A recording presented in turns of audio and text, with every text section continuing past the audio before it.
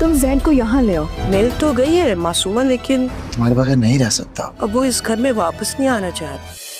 Please मान जाओ। वो तुम्हारा बेटा है, तुम्हारा। नाज़रीन, आप देखेंगे कि बिल आखिर शफक के पास ज़रून चला ही जाता है और उसे कहता है कि शफक घर चलो, वो घर तुम्हारा है और मैं तुम्हें लेने आया हूँ। पहले तो शफक सोचती है और फिर कहती है कि इतना अरसा ज़रून तुम कहाँ थे, क्या मेरी याद नहीं आती थी? तो ज़रून कहता है कि मुझे तुम्हारी बहुत याद आती थी, लेकिन मैं मजबूर था, मैं कुछ समझ ही नहीं पाया। वहाँ पर अज़रा भी मौजूद होती है। अज़रा भी शफक को कहती है कि शफक बेटा घर चलो, वो तुम्हारा घर है और तुम्हारे बच्चों का घर है, क्योंकि तुम जानती हो कि वहाँ पर अब महम वापस आ चुकी है और महम तो यही चाहेगी कि तुम कभी भी घर वापस नहीं आओ, लेकिन मैं तो यही चाहती हूँ कि तुम सब मिलजुल कर रहो, क्योंकि मेरे बेटा बिल्कुल उदास हो चुका है अपने बच्चों के बगैर और तुम्हारे बगैर।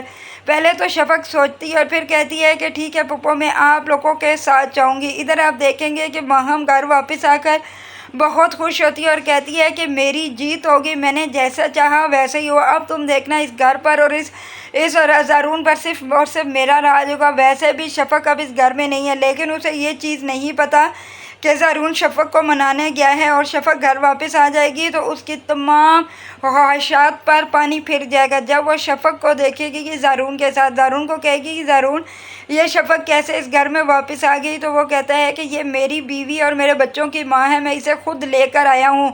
इस पर ज़रून को वो हैरत की नज़रों से देखना शुरू हो जाती है और कहती है कि मुझे तो आपने नहीं बताया कि आप शफक को लेने जा रहे हैं। वो कहता है कि मैं तुम्हें क्यों बताऊं कि मैं शफक को लेने जा रहा हूं, मेरी मर्ज़ी, मैं जब जाऊं जब ना जाऊं, मैं अब शफक को लेकर आ चुका हूं और तुम जानती हो कि मैं शफक के बगैर नहीं रह सकती।